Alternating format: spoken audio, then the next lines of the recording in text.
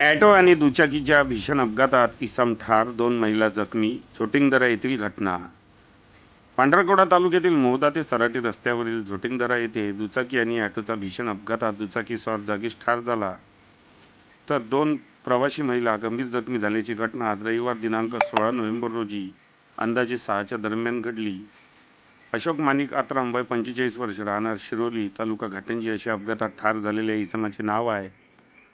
मिळालेल्या माहितीनुसार अशोक आत्राम हे आपल्या दुचाकी क्रमांक MH29 BY 2088ने मोहद्याकडे येत होते.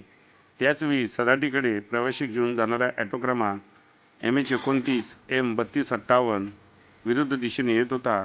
झोटिंगदरा गावाजवळ असणाऱ्या एका धोकादायक वळणावर दोन्ही वाहनाची समोरासमोर भीषण धडक झाली. ही धडक इतकी भीषण होती की दुचाकीस्वार अशोक आत्राम यांचा घटनास्थळावर जागीच मृत्यू झाला, तर ॲटोमधील 2 महिला प्रवासी गंभीर जखमी झाल्या आहेत. त्यांना तातडीने उपचारासाठी रुग्णालयात दाखल करण्यात आले आहे. सुदैवाने ॲटो चालक आणि इतर प्रवासी यांना किरकोळ मार लागला असून या घटनेचा अधिक तपास पांढरकवडा पोलीस करीत आहे.